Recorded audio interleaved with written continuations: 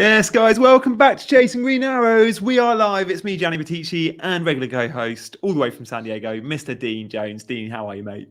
I'm very good, mate. Yeah, it's my 1 month anniversary today of living in America. Yeah, it's flown by, hasn't it? Yeah, that's gone quick. I would have guessed 2 weeks. Yeah, I would have well, guessed 2 wild. weeks. That's I guess, amazing. yeah, the first 2 It was weeks. group stages, wasn't it? Yeah, End of the groups. exactly. Yeah, today's the final. Am I staying or not? Yeah, I am staying. It's all going well, mate. Everything's looking good over here. I'm going to Man United game actually on Wednesday. They're playing Real Betis. So it's literally 10 minutes from my house. And tickets are just stupid pricing out here for friendlies.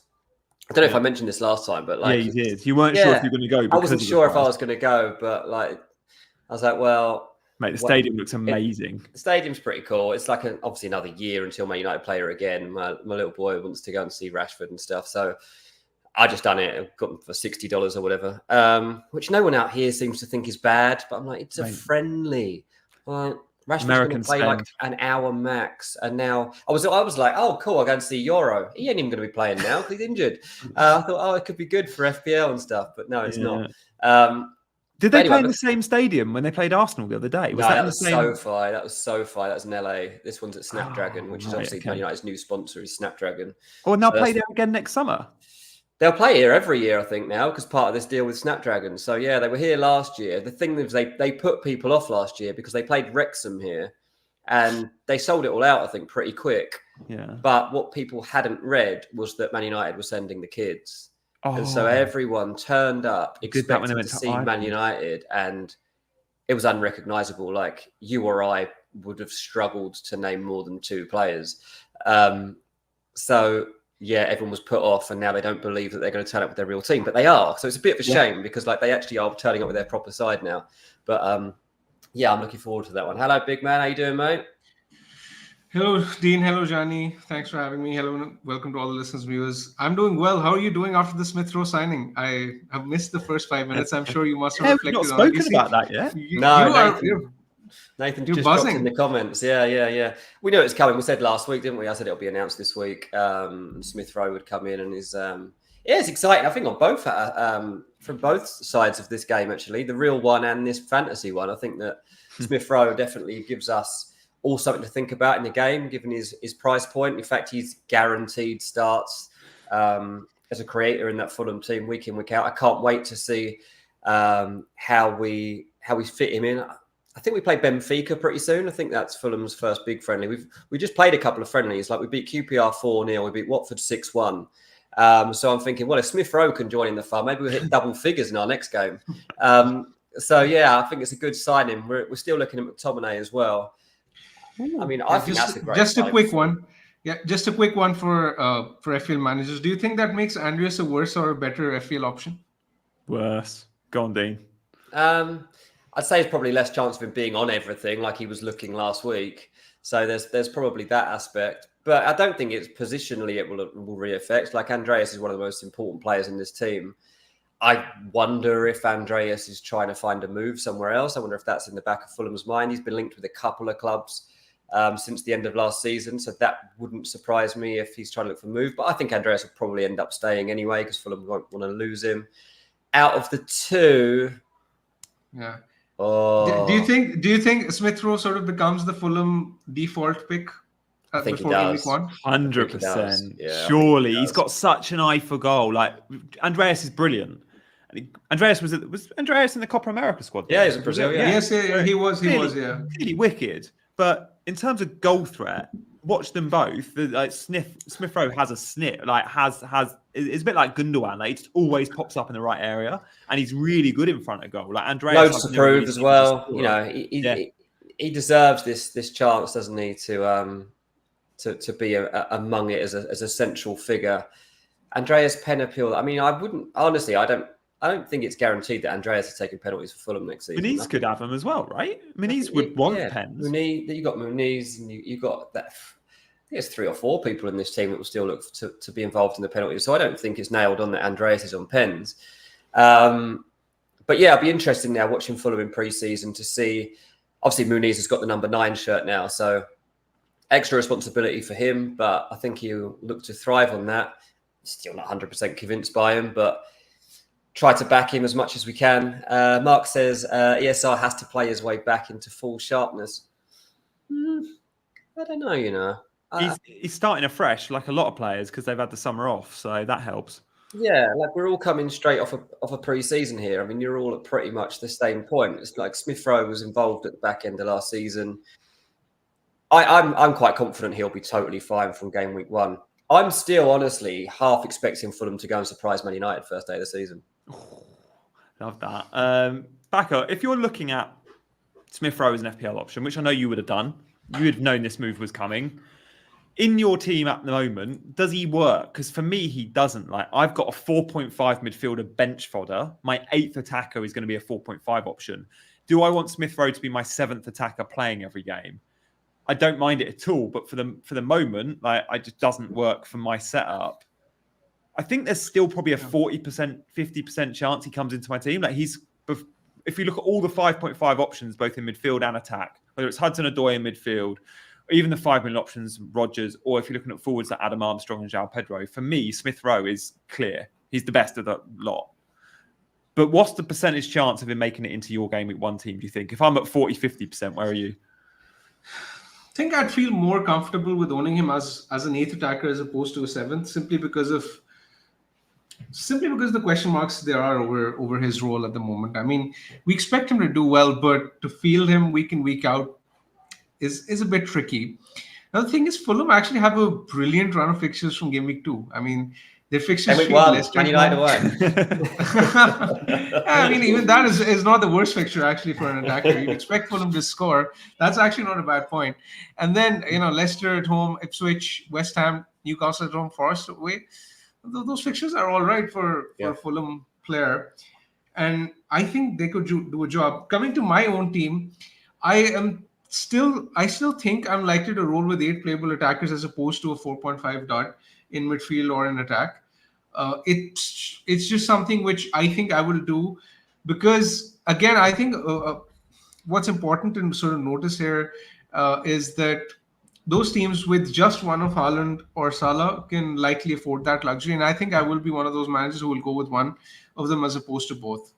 Me too, by the way. The more and more I look at having both in my team, it's impossible for me. I can't be happy with my team with Haaland and Salah. Dean, were you, as a Fulham fan, like, if you're looking at Smith Rowe and Muniz objectively, and it's hard to say until we've seen them play, but because the fixtures are so good, we might not want to give Fulham time. Now is the time to buy them, game week 1 to 5, 6, when the fixtures are really good. Yeah. Which do you think you'll have a Fulham attacker, and which one would you prefer? Obviously, Muniz is 6 and a forward, but given a choice from what you know so far. If I haven't picked either at the moment. I mean, if I was to pick one of those, I probably would go with Muniz just because he's going to get chances, right? He is the number 9 as it stands. There's no sign at the moment of us actually signing another player, even though we definitely need one. Mm-hmm. So I'd say Muniz, given the fact that he will get chances, he will score in that spell, and he's settled in the style and everything else. At 6 million, I think that's okay. Smith Rowe's 5.5, isn't he? Yeah. If it was 5, I think I would go. I'd be much more tempted to go there. 5.5. I don't know. There's a couple of others that I probably would start the season with rather than him, just because he got 2 weeks with the team and then he's in. I'm not saying like it won't work out early on. It could well do, but just say it'll probably be a bit more of a gamble. I spent quite a lot of time with him last summer when I was doing just on one day, but felt like I got to know him. And boy, he's got the swagger of it. He's just what you want in a number 10. Like he backs himself. Like we're doing some football challenges with other players, and he's like king of the playground type thing. Like at least we don't have to hear Martin Tyler now. Johnny, you're blushing, man. You're blushing. Honestly, yeah. I was proper like, because he was likable and approachable as well, and I was like, yeah, you're wicked, because most footballers are quite standoffish or shy or just say what they need to say and then go out. But he was like really involved, like, and super competitive. Every challenge we did, he wanted to win it. And something like Jorginho was there just giggling along, but Smith Rowe was like, this was he's just a a natural winner, it seems, and competitive. Yeah. And I look back to him when he broke through at Arsenal, and we all thought he was going to be like, there was calls for Smith Rowe for England like 2-3 years ago straight away. Like, I remember Carragher being like, build a team around him type approach. And he has just massively fallen off a cliff, hasn't he? Well, all of our players are like that. And all of our attacking midfield players are just like, they've been at the top level and they haven't quite made it. So you think like, it's not only him and Andreas, but you've got Alex Iwobi, who should have made it at Arsenal at one point, and Everton obviously did all right and then ended up at us. You got Harry Wilson, who should have been a Liverpool player and like was talked about for years, and fell just short of the level and he's ended up at us. You got Adama Traore, who was at Barcelona and fell just short of the level and he's ended up at us.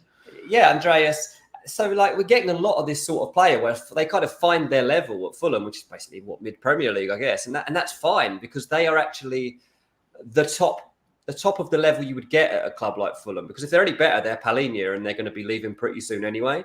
So that's the advantage of a deal like this. And I think the promise of a player like Smith Rowe, because like those others, like the consistency has been the problem with players like Harry Wilson and Iwobi and stuff. Like they're extremely good.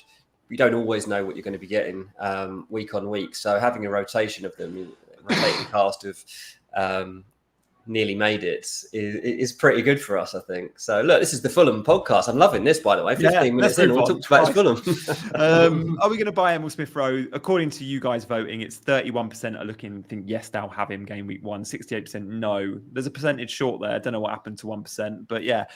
Guys, thank you for voting, but also thank you for hitting those buttons. Please, please, please, if you're watching right now, hit the like button. But if you're new around here, you're watching on catch up or you're in the live chat, do subscribe to Chasing Green Arrows with that notification bell. You may have seen we did some pre-records last week. There are more coming tomorrow, Wednesday, Thursday, and we'll be back live Friday lunchtime as well. Thank you in the chat for keeping us all entertained. Mark and Adam87, Maliki with his football friend. Maliki, I've just rated your team for a video that I think will be out in the next couple of days. Freddie, I've rated your team as well. Good to see you guys in the chat. Kev, I've rated yours as well.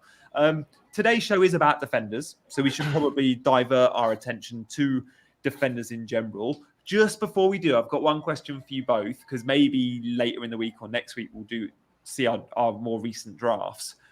How are you both getting on with your drafts? And Baka, let me come to you first. Like, have you been making daily changes? Are you coming around to one of Haaland or Salah, as you said? Spoiler alert, Salah's left the building for me. Haaland's in, and actually I'm looking at Heung-min Son as maybe like a Salah downgrade to sort of 10 million price point. So before, we're not going to see teams tonight. We'll save that. But that's where I'm at the moment. And Baka, I wonder where you are. And Dean, I'm going to ask you the same question. Yeah, I mean, I think I'm leaning towards Haaland as well, to be very honest. I haven't changed my draft as such because I think there's still a lot of moving parts and a lot of things can change before the game week 1 deadline. So what I'll do is I'll just collect as much info as possible till then. And then, a few days before the deadline, I'll eventually make my mind up. But yes, what I'll do is I'll officially bring Haaland into my team very soon, which I haven't done so yet, but I'll do that. Me neither, by the way. I haven't done that officially yet. That's tomorrow. But I will do it. And Chelsea looking poor in preseason is not helping with the no Haaland narrative.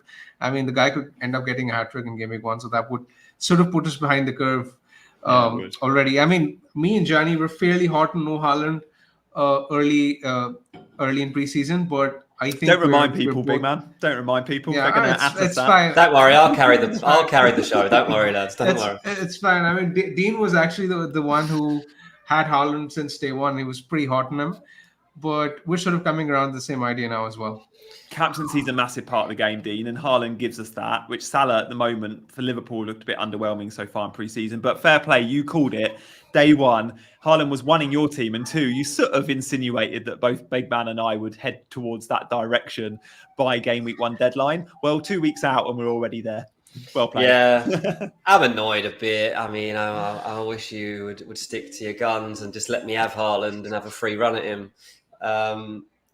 It was inevitable, right? Like, there's no ignoring it. Like, Chelsea have been absolutely dreadful, like truly dreadful. The defending in that game against Celtic was abysmal, and I don't know that they can fix that in the next 2 weeks to go from that to facing the best striker pretty much in world football. So Yeah, I think anyone that's seen that Chelsea game, and then it's Ipswich.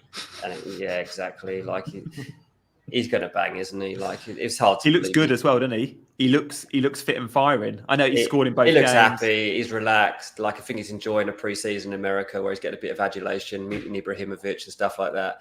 Yeah. And the fact that Salah's really lost appeal, I think, for not just me, but clearly you two have gone off him a little bit as well. And I think in general, watched that game last week against Betis. He wasn't dreadful or anything, but like there was nothing there for me to think like this guy's worth that bigger percentage of my budget.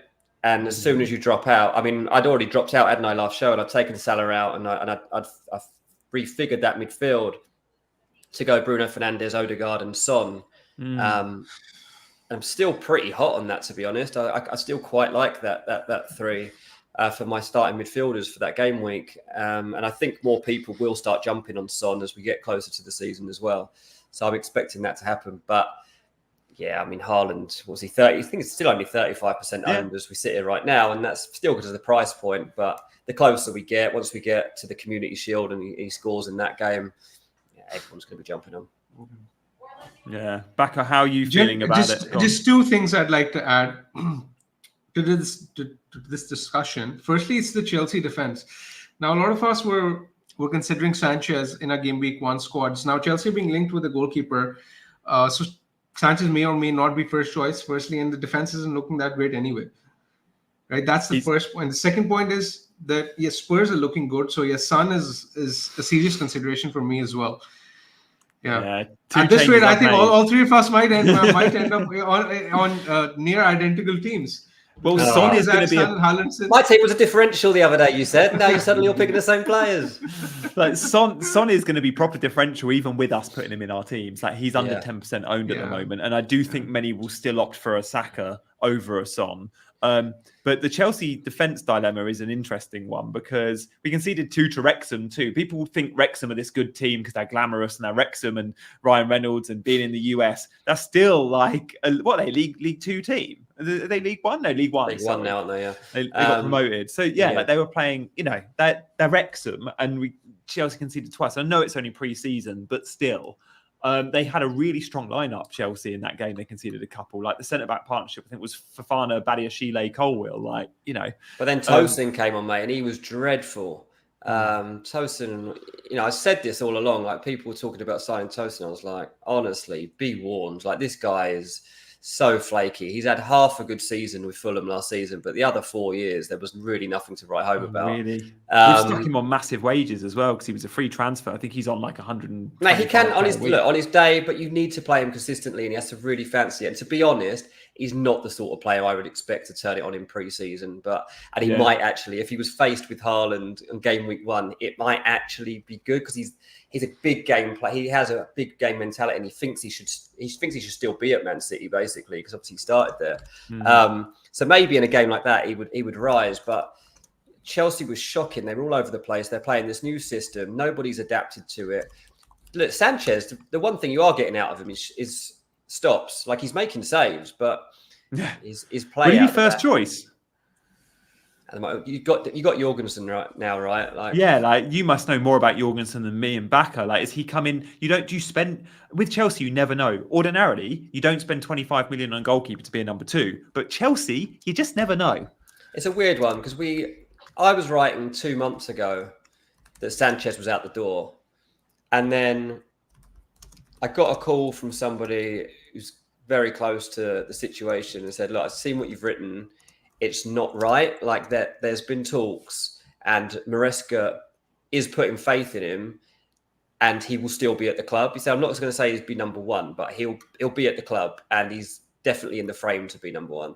Yeah. And I was like, "Okay, so like obviously you take it for what it is." And quite quickly, a lot of other journalists were clearly briefed the same thing. So you go, "Okay, Sanchez is in it," and then they go and sign some competition, and I'm hearing that Maresca hasn't been as convinced with Sanchez in pre-season as he was hoping he would be, and nor of his coaching staff. So they wanted some competition. So my hunch is that Sanchez will start the season in goal for Chelsea, but quickly lose his spot. That's what I think will happen.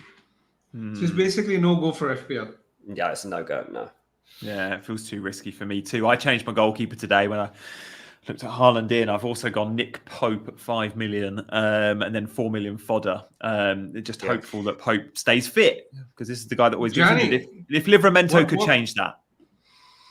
Now that we're going to be discussing defenses in this podcast, I wanted to ask, what made you change from Flecken plus Henderson? That was what you were on, right? To Pope. I still like Fleck and Henderson, and if I don't go with a 5 million keeper, it will be Henderson with either Fleck and backup or 4 million fodder. What it is I want to cover Newcastle defensively. Today we're going to speak about defenses, and I know for 6 months last season, Newcastle were poor defensively. When they started getting injuries, they were really bad. But if we go back to 18 months of Eddie Howe at Newcastle, before that period, he was one of the best for keeping clean sheets in the league. Like the season before last, when they got into the Champions League, they were the tightest defence at home. They were brilliant. Last season at the start, they were good. And I think they'll return to type. My problem with Newcastle defence is Dan Burn, Livramento, Lewis Hall are all 4.5. And I can't tell you any of them at the moment are guaranteed to start, because Newcastle will ask Dean in a sec, sign a centre-back, which means, yes, when Botman is injured, Dan Burn has a chance of being left centre-back, but Lloyd Kelly could play there, or Malik Thor, if they sign him, or similar, could play there. Dan Burn can play left-back, but Lewis Hall can play left-back, so can Livramento. And then if Trippier goes and Livramento's first-choice right-back, that's our answer. That's our 4.5 defensive cover. But if Trippier stays, and we can't guarantee a 4.5 starting defender, Kelly's also 4.5, I'm just going to go Pope and go 5 million and forget it, because I know I'm getting Newcastle cover with Pope. And I know he will pick up some save points. Newcastle often accumulate shots from distance, easy save points for Pope. They'll keep clean sheets. The fixtures are good. And I can't be bothered with the rotation. Like, I'm not 100% sold on Fleck and Henderson. It's not two top 4.5s. I love Hendo as a 4.5. He's the only one I like. Therefore, I'm just thinking, to cover Newcastle's defence, 5 million Pope could make sense. Yeah, my counter to that would be that Newcastle, historically, when you mentioned they've been decent, most of the clean sheets under Andy Howe, even when they were good, they actually came at home. And when you look at Newcastle's fixture schedule early on, the only good fixture they have at home is the Southampton fixture in Game Week 1. And after that, all of their appealing fixtures are away from home, fixtures in which they may or may not concede in.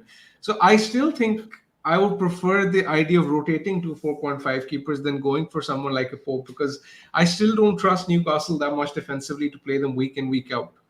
Yeah, interesting. Dean, are we going to get a 4.5 Newcastle defender that's nailed? Is Trippier going to leave? Is Malik Thor going to sign or not, and therefore Dan Burn is more likely to play? Like, what's going to happen with Newcastle and the defensive transfers this window?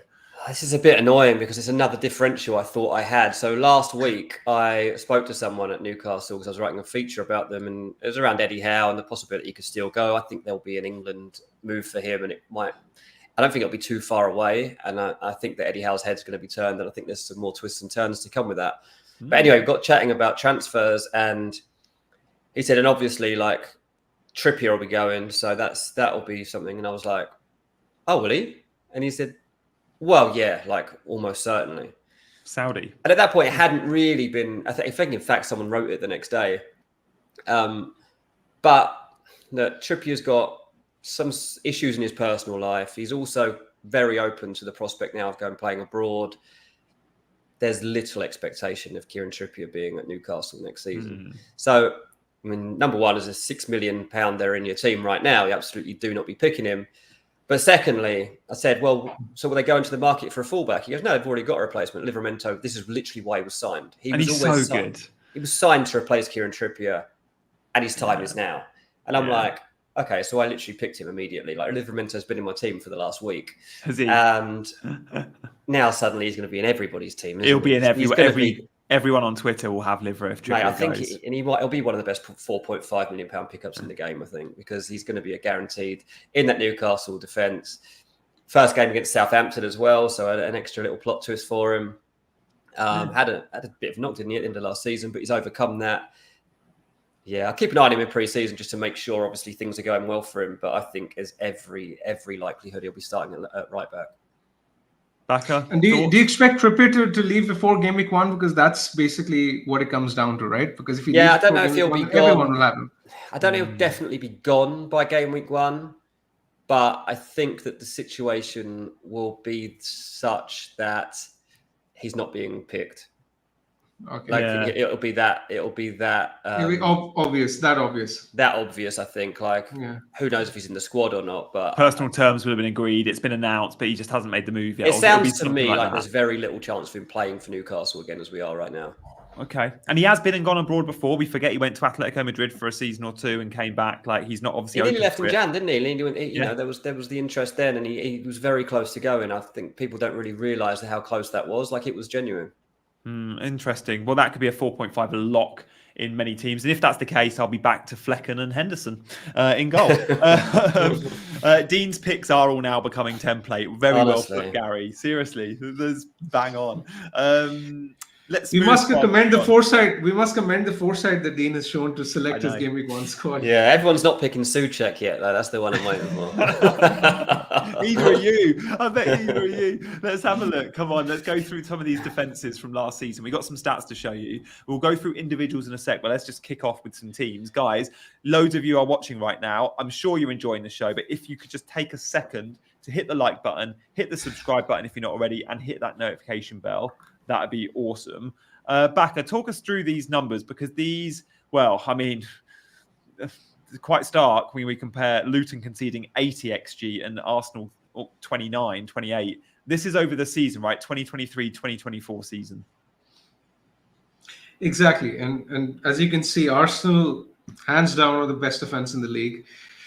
With the signing of Calafiori, Timber coming back, you'd expect that to be the case again, I would have thought. So again, at 6 million, I don't see a lot of people picking an Arsenal defender, but I think I would still expect any of those picks to justify and be good value over the course of the season.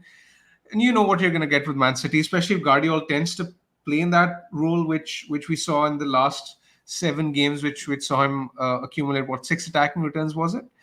So again, I mean, that's the key thing. If those guys are playing in that role, then I can see Gabriel and, for example, Saliba, Guardiola. I still think they're worth the premium over the 4.5s, because, you know, a lot of people, they seem very keen on the 4.5 million defenders. But when you look at the stats, for example, you know, there was a lot of hype regarding Lissandro when he came in at 4.5, but these numbers are suggesting that he should be 4.5 million, because the United defense is just not a good one at all. Similarly, Aston Villa are a middling defense at best, so maybe Konza is rightly priced.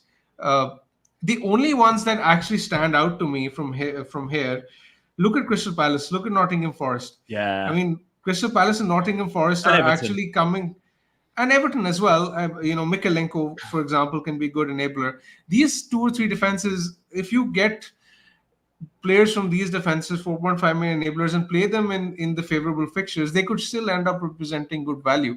Palace actually improved even more under Glasner. I mean, these fixtures, these numbers are actually for the season. If you look at their numbers since Glasner took over in game week 26, their numbers are actually even better. Same as Nuno, I'd have thought, with Forest. I bet Forest numbers would look better over the season. Yeah. So both Palace and Forest, 2 defenses that I'm looking to cover in my team, whether it's an Anderson or a Henderson in goal. And then Murillo is a good 4.5 option at Forest, and most of their defenders are 4.5. Definitely worth consideration in good fixtures, especially home fixtures for both Palace and Forest, and Everton, I'll include in that. Definitely pay attention. I guess I was quite like surprised to see Brentford fairly high. Like, I always feel with Thomas Frank, like, they play good football, but they concede a lot of chances. But actually, Brentford to be top half and 8th there, better than Bournemouth and Chelsea and Villa and Newcastle and Fulham, I'm quite surprised at. Dean, what's your sort of take from the likes of Brentford being... Sorry to cut you off, Gianni. Just a point I'd like to make. Look at Newcastle. Now, Newcastle are I mean, they were hot and cold. I mean, my point regarding still being skeptical about picking a keeper to play week in, week out is justified by this image. Yeah. Yeah, I mean... No, Brentford they're obviously not a fashionable team to jump upon, but I think they've got a few assets that are probably being overlooked at the moment. And I think that would be a reasonably good place to be heading for the early season. I mean, obviously Liverpool away isn't a very appealing fixture. And they also play Man City pretty soon after. So like, you're looking at those 2 aways and you're like, don't fancy it. But if you can flip that up and rotate it with somebody else who's got good fixtures in those weeks, then the home games against Crystal Palace and Southampton aren't the end of the world for Brentford. Like, this is a team that typically do at least make a fortress of the place and try to stay tight. And in an early season, that's exactly what Thomas Frank will be doing. So I think looking for a Brentford asset, and I wouldn't go deeper than one, to be honest, but a midfielder or a defender, I think for Brentford in that first few game weeks could actually pay off. Rico Henry's 4.5. He always bombs on. Yeah. Pedro Porro got a lot of love last season, and he's got a bit of love this season. He's 5.5. I know he got loads of attacking returns, and only the 3 Arsenal boys finished higher in terms of total points than Porro last season. But to see these Spurs defensive numbers, that is poor, isn't it? 64.55 XGC. When you look at that number and you compare it to Arsenal, I know that Spurs want to be around those Champions League spaces. 64.55 is so bad. It's just the type of football that you'd expect from the Spurs team under the manager. I mean, Postecoglou is a very, very attacking manager. He doesn't really tend to care about clean sheets, and this is exactly why Spurs had just 7 clean sheets last season. Yeah. And some of those, I remember early in the season, they were like completely lucky to even clean in some of those games. Dean, should we be concerned about Aston Villa too? Just knowing Ezri Konsa has been a bit of an early bandwagon. I think he's 3rd or 4th most popular 4.5 defender in the game. Really surprised by that. He's not been in a single one of my teams. No. I get the idea of an upside defender like an Ian Maddison at Villa. But for a Konsa, I just don't get it. I don't get it either. He's obviously, his stock's pretty high generally in the game, and he's people rate him, but I don't know that necessarily translates into this game. Finn's asking why he's so highly owned, and that's exactly what I've been trying to figure out myself. I think at that price point, it's not that he's a bad pick. I just think that there's more upside elsewhere, and it's just not there for me. I would even look towards like Brighton. I've got Barco in my team at the moment at Brighton. And again, I mean, let me see what percent he is owned now, because no doubt this will be about 50%. 5% was 5% last yesterday. 6% now. Like, so he was 0.6 the other day. Honestly, like, this is a guy that's on the rise right now, Barco, and I think I would rather have him than somebody like Konsa. Yeah, and some say, Luke says, Gianni, what if Konsa works in rotation? And apparently he rotates well with an Arsenal defender. Thank you, Joe, for that. I guess my argument to that would be, sure, okay, if he rotates really well with your Salibas or your Gabriels, that's fine. But just check, does Anderson at Palace or Murillo at Forest or Mikolenko at Everton or Barco at Brighton or Rico Henry at Brentford, did any of those guys rotate better than Konsa with Arsenal? I bet one of them does. Anyway, I prefer all those defenders is my point. Let's move away from teams, I guess, and look at some of the individuals. Unless, Baka, is there any other teams you wanted to draw our attention to before we look at some individuals? I think we've covered most in detail, actually.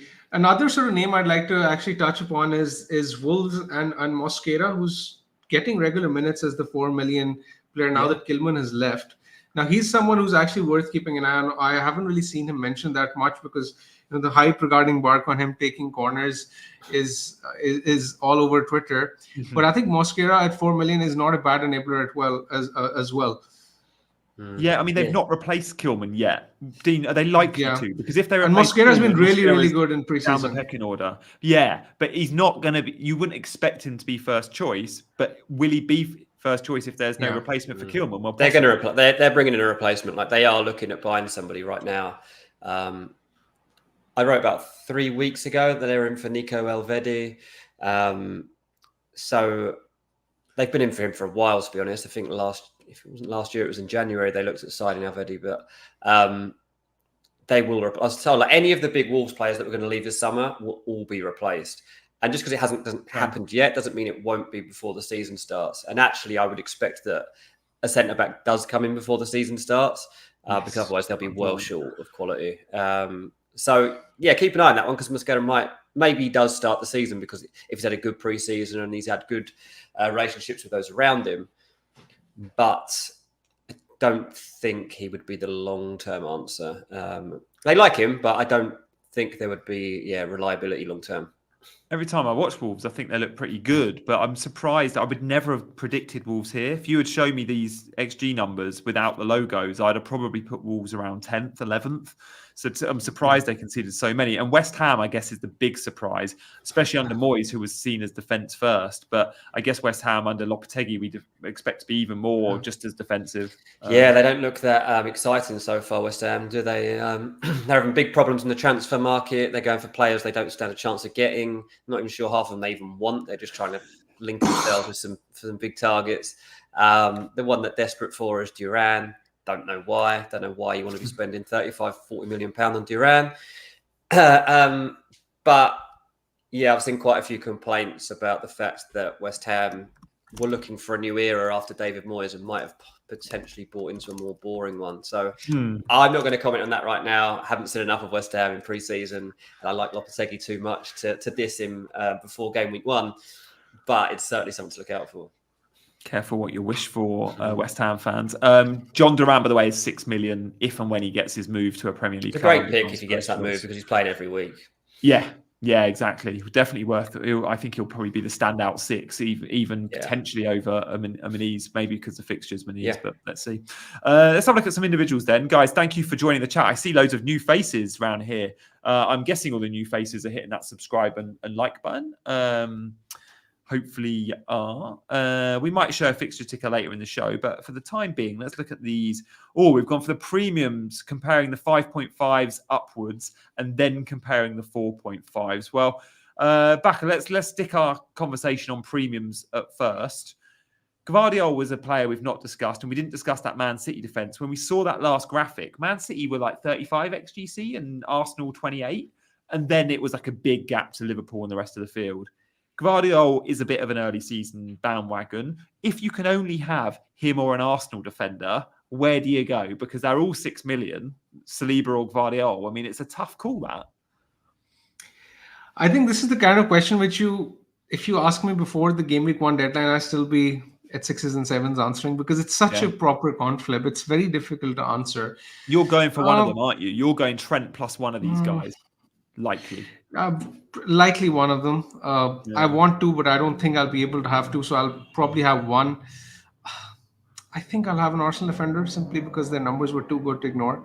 And then, as someone in the chat mentioned, then probably use a defender to rotate Arsenal for some of their tougher fixtures.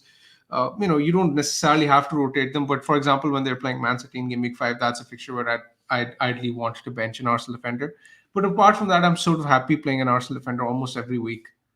Yeah, okay. Where do you stand on the Arsenal defender and Guardiola debate yourself, Johnny? I mean, game week 1 and 3, I think it is. They've got 2 good home games, Arsenal. But because of their away fixtures and the difficult 4 and 5, I'm happy holding out on Arsenal defence till game week 6 and beyond. And I know that feels like semi-booking in a transfer, but will I have an Arsenal player game week 1, Arsenal defender? Almost certainly no. Not if I have Trent. I'm going 1 premium. So Calafiori's obviously been announced. Oh, that's a point. His new signing. And when would we expect to find out that price tag? Because if he's 5.5 maximum, should be tomorrow maximum. That'll be interesting to see how that changes people's minds. If he comes in at 5 million, he'll be a tempter. If he comes in at 5.5, which I guess is what I expect, I don't think that's a big enough difference to go there knowing we don't know if he's going to be a starter game week 1. FPL Discomfort, I know, will be going Calafiori and his team, an Arsenal fan. He had his hair cut by Saka only a couple of months ago, by the way, FPL Discomfort. And I've rated his team on this channel, which will be out later in the week. He says, do we feel with BPS changes, purely a vacuum of Arsenal defenders, Raya actually makes sense?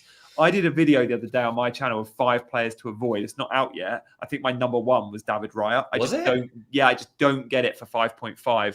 Like last season, he kept 20 clean sheets, ish, more than any other goalkeeper by a country mile. I think Pickford kept 13.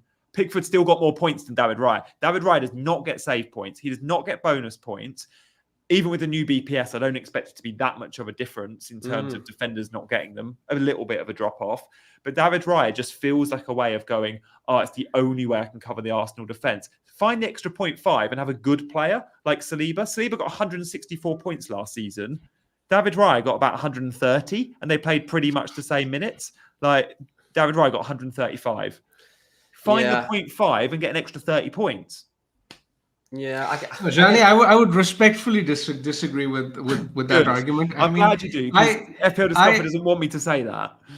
I mean, I am likely to pick an Arsenal defender myself, but picking Raya is firstly, I don't think that this is like for like comparison.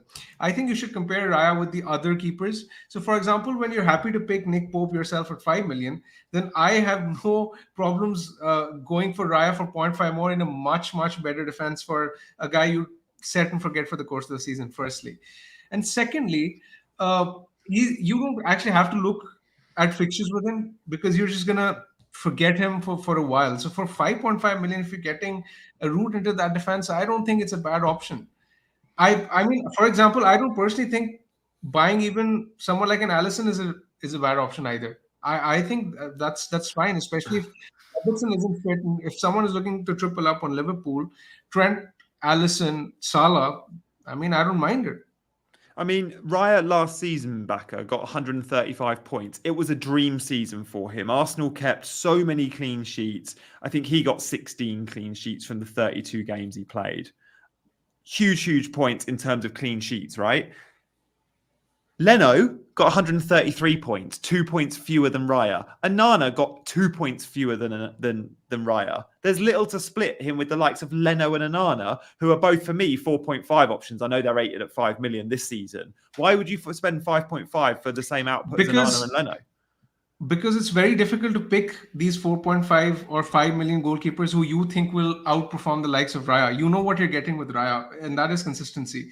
But no one would have called Pickford outscoring Raya at the start of the season, right? So getting that 4.5 million right, I mean, fair play and kudos if you do. But if you don't end up getting it right, then obviously Raya would probably be the better choice, because he's going to be consistent. And Leno was, I mean, he massively overperformed. I remember there were plenty of occasions where he kept Fulham in the game, kept clean sheets where Fulham shouldn't have kept clean sheets. And Fulham's defensive data wasn't actually all that great, but Leno actually overperformed his underlying data, his team's underlying data. Yeah, he did. I mean, Leno's a better goalkeeper than Raya, in my opinion, but he's had his chance at Arsenal. Dean, take us away from goalkeepers, steer us on track to these premium defenders. What do you reckon? I mean, Porro at 5.5 sticks out as overpriced, but because of his attacking output, should we go there? I mean, I haven't got any of these, so this is the thing, and I've been quite firm on the fact that I can't see me picking any defender for the start of this game that's above 5 million, because I just don't feel the need to go there. Trippier, we've already said, like, too big a risk at 6, because he's probably not going to play for Newcastle again. Porro, I would have a slight temptation just because I do like his style of play, and obviously as an output avenue for Tottenham, he's very good, but yeah, he's also, I've got some concerns, obviously, over the Tottenham defence and how many points he might lose.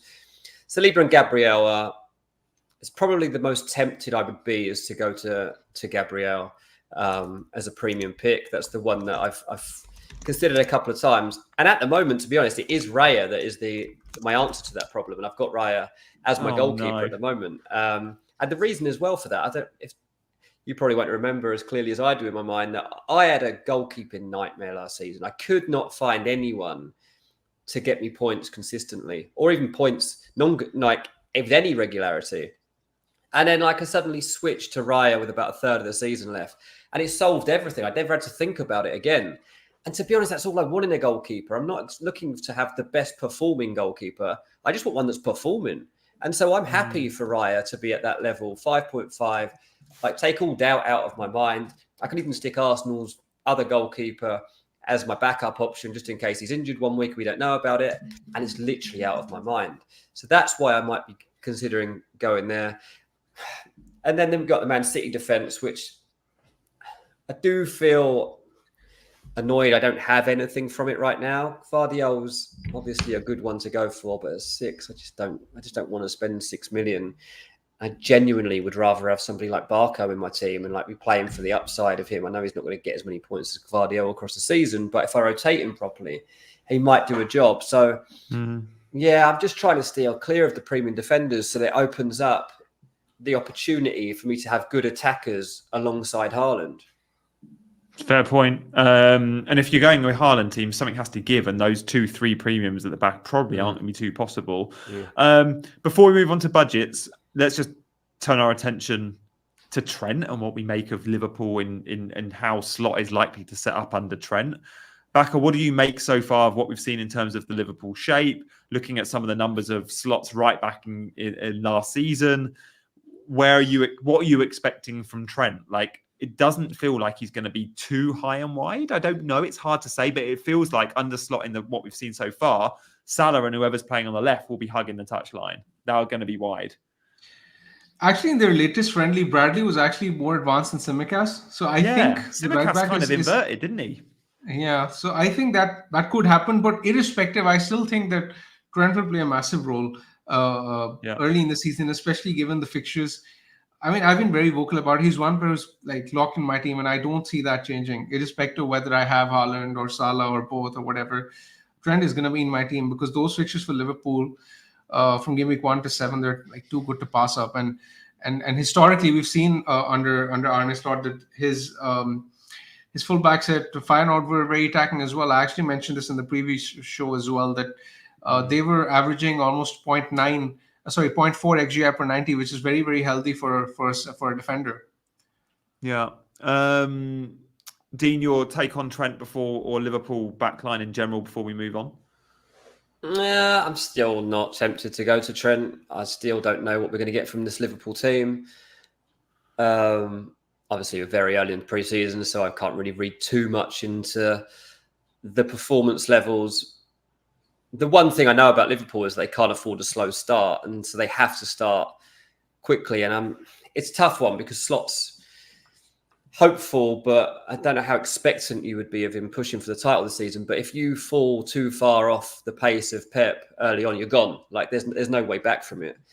And so the one thing I'm kind of expecting from Liverpool is to just kind of be resolute, and I'm almost expecting narrow wins. I don't think that they're going to go and blow anybody away in the early weeks. Fair. And I don't really know how Trent fits into that. You know, I don't know what you really expect from Trent in early stages of a team growth under a new manager, especially when he's going to have been missing for most of the pre-season because he's got an extended break because he was in the Euros until the late stages. I just don't see him as a good pickup in the early weeks of the season. Later on, for sure. Like, I can see the upside of getting to him at some point when we know how Liverpool are playing, we know where Trent fits in, and we can see which fixtures to properly target.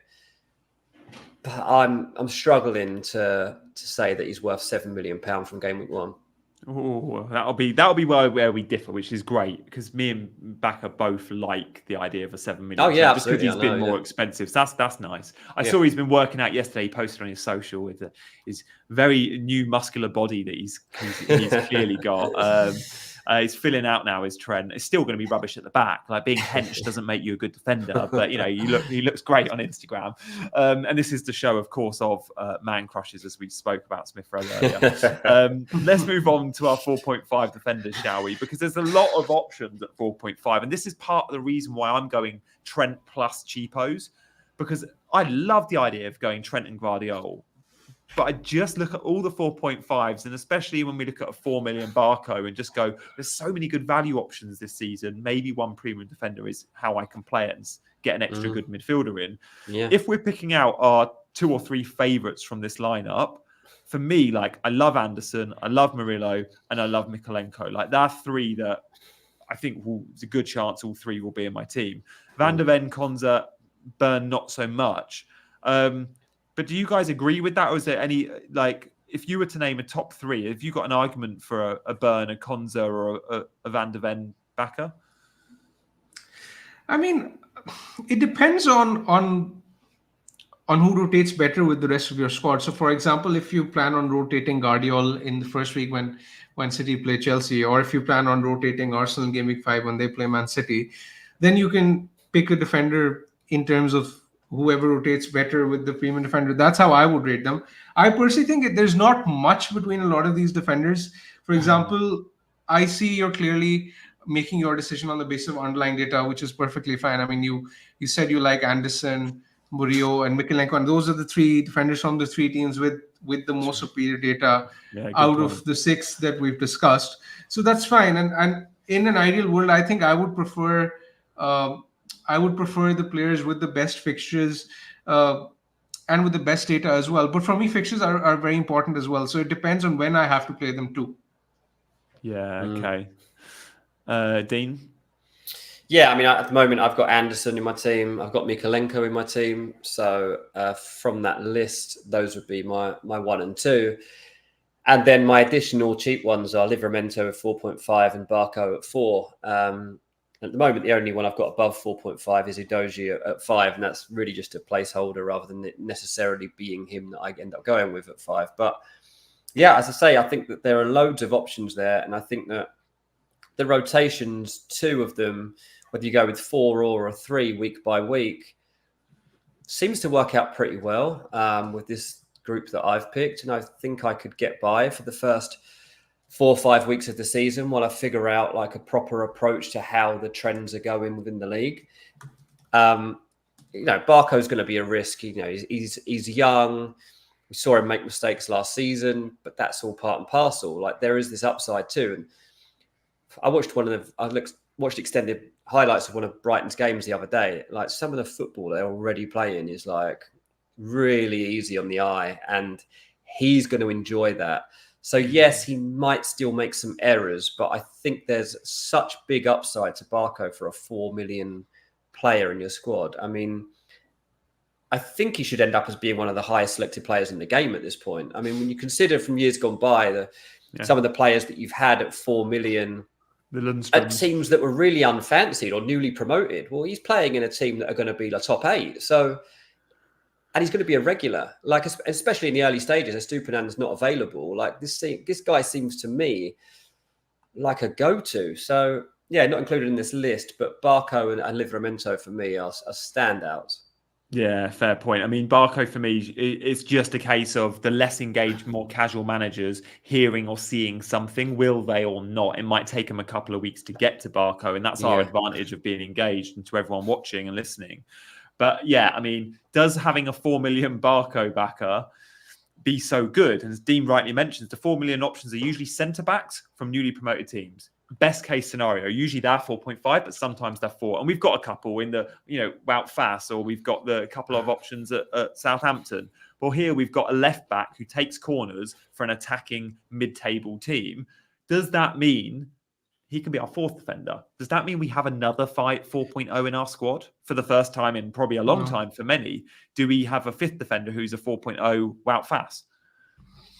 No, I mean, I don't think I'd be a huge fan of that, simply because there's a chance that Estupiñán is back by game week 5 or 6, and you don't want to have a 4th defender who's not even an playable option after the first 4 or 5 game weeks. So I think it's too big a risk. But having him as bench fodder in the 5th as a 5th defender is fine, especially if he can do a job. He can be a good filler because his fixtures in game week 4 and 5 in particular, when Brighton play Ipswich and Forest at home, are really, really nice.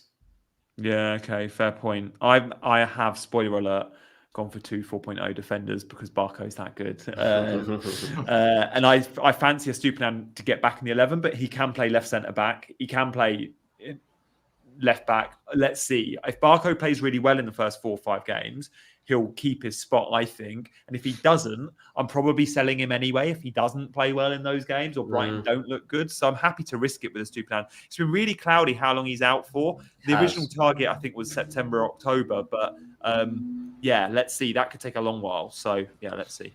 Yeah. Go on. Cam has just given us a couple of quiz. We should probably say thanks to him. Cam, I hope you're well, mate. We have fond memories of Cam sending us super chats from his early few months of being a dad to newborn Daisy, who I think is now approaching her 1st birthday. So, wow. We can remember Cam being like, I'm up watching Chasing Green Arrows when, Daisy's having her afternoon nap. Yeah, remember her being born. That's how old we are, mate. I know. Time flies, Cam. Thank you, as always, mate, for the support. I've actually just DM'd you, so good time in there. Harwood Bellis, another 4-point option from Andrew at Southampton. Yeah, good point. Guys, we have 250 of you in the chat, which is wicked. Really helps the YouTube algorithm. If you hit the like button, it means more people will see us. So thank you so much for watching, but go back and watch the last 55 minutes or so if you're just joining, or if you've just joined for the last 10-15 minutes, go back and join from the top, because we discussed it early, the sort of Haaland versus Salah debate, which is still and will continue to go until game week 1. We discussed some captaincy stuff, we discussed our personal teams, and then we got into the defender chat where we looked at the XGC of all teams from last season, which was some awesome data to show you. So go back and screen grab that. Also, do check out our pre-recorded videos. We have a video dropping tomorrow around 6-7 p.m. And then we have another one on Wednesday, probably a similar time, and another one on Thursday. And on Friday, we'll be back at lunchtime with another live episode. Dean, by Friday, will you have already watched United play? When do they play?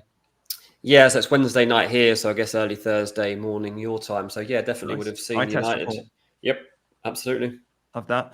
Bacco will be back Friday afternoon, where we'll no doubt be discussing what moves we've made and tweaks we've made to our team. But we'll be back maybe with a more midfielder relevant show. We've done our defensive ranking, so maybe we'll do a forwards and a midfielder show in the next couple, and then maybe after that it'll be another time to show us or you guys our updated teams. But lives on Mondays and Fridays. Don't go anywhere and make your alerts set, notification bell set to that. But for now, we're going to say our goodbyes. Thank you, everyone in the chat. Thank you, Dean. Thank you, big man. We'll see you again on Friday. Yep. Cheers, mate. Thank you, mate. Thanks, big man. We'll see you next time. And cheerio to Maliki, Tiffany, Joseph, Henning, Mads, Adam. So many of you in the chat. Thank you as always for joining. We'll see you next time. Goodbye.